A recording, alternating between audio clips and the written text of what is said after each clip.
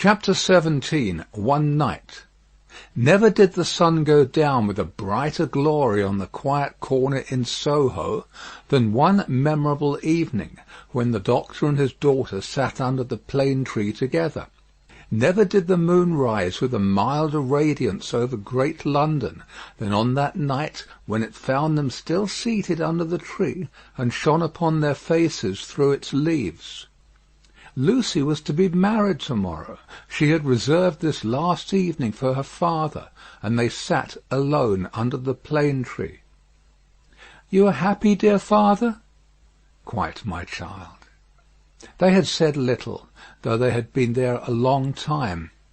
When it was yet light enough to work and read, she had neither engaged herself in her usual work, nor had she read to him.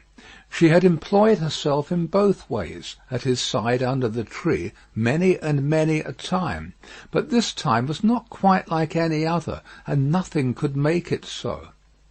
"And I am very happy to-night, dear father. I am deeply happy in the love that heaven has so blessed, my love for Charles, and Charles' love for me.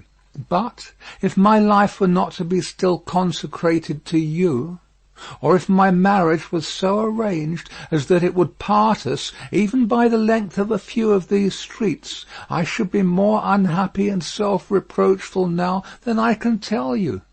Even as it is—" Even as it were, she could not command her voice. In the sad moonlight she clasped him by the neck and laid her face upon his breast.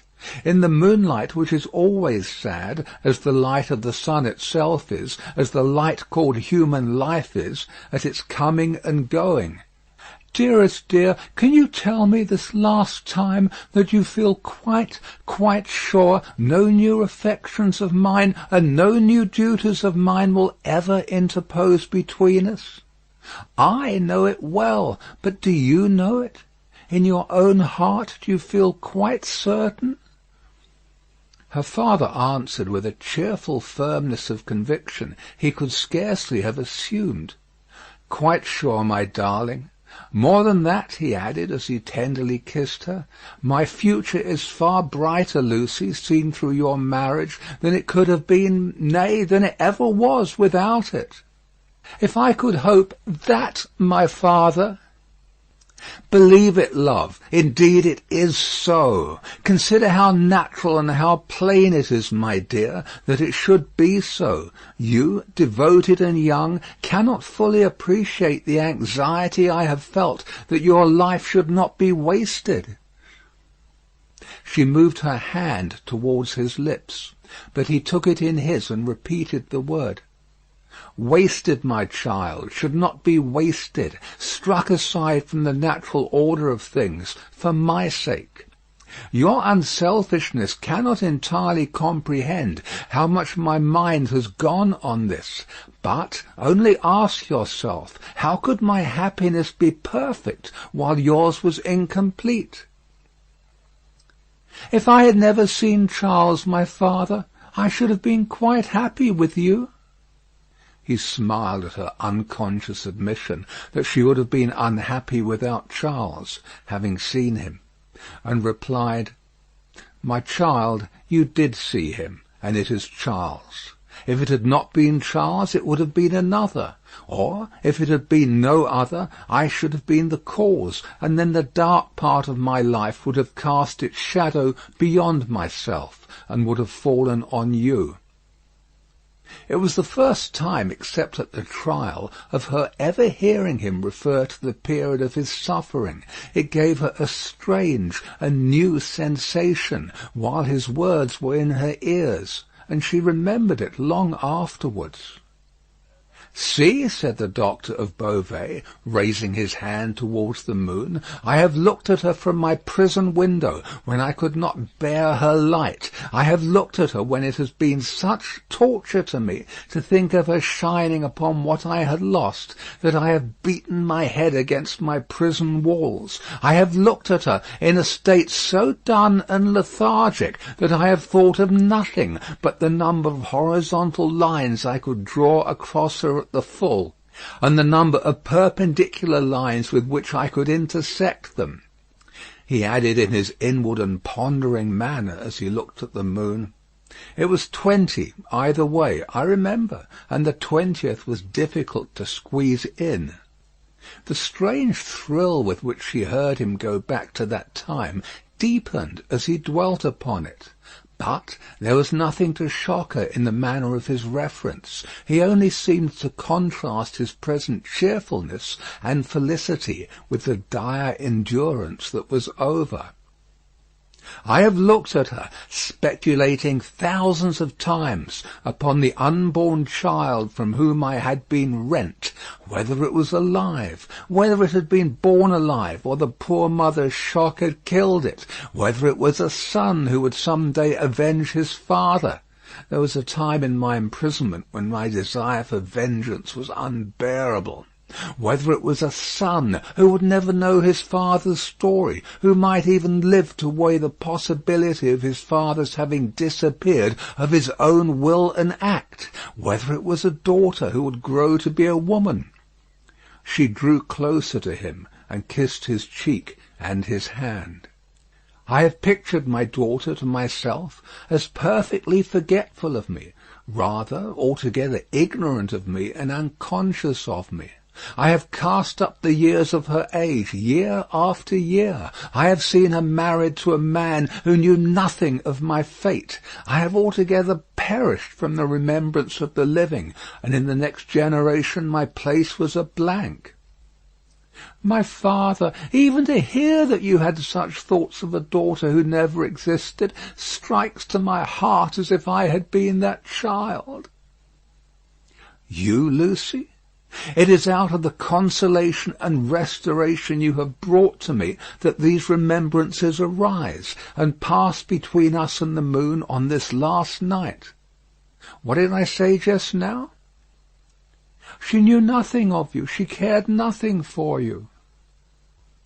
"So.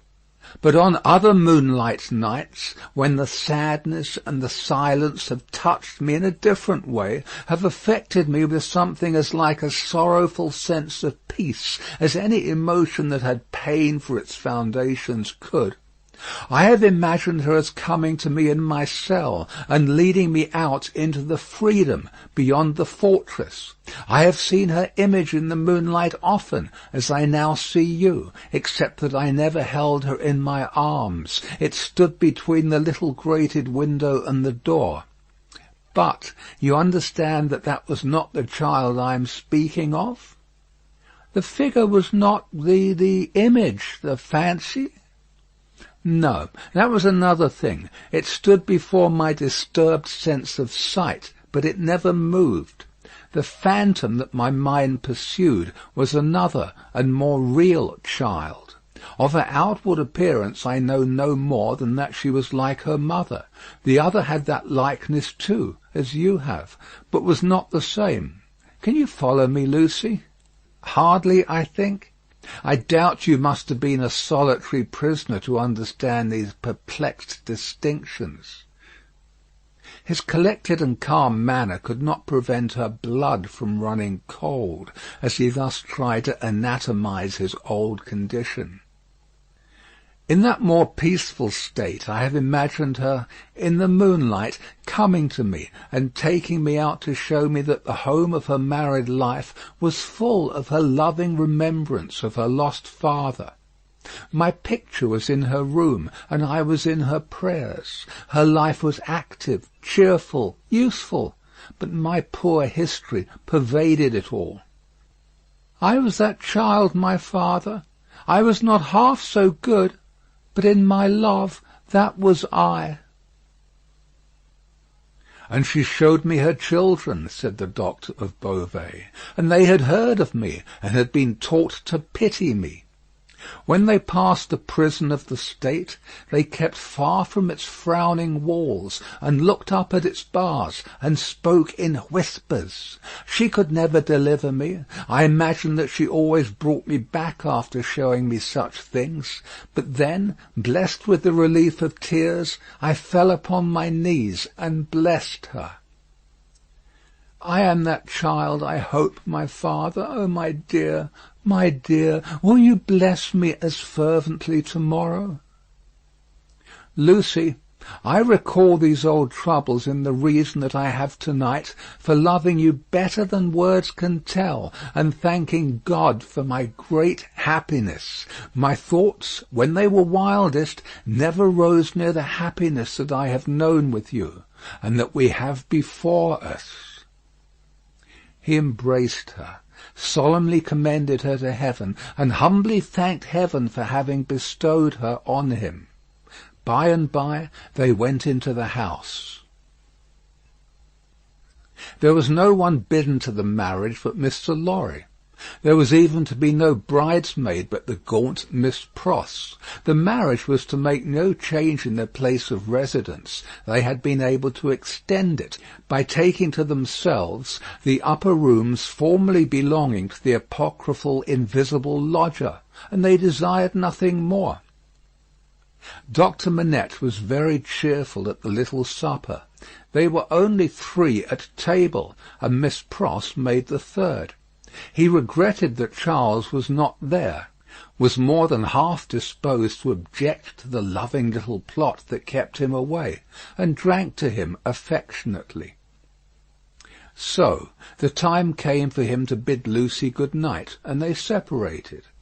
But in the stillness of the 3rd hour of the morning, Lucy came downstairs again, and stole into his room, not free from unshaped fears beforehand.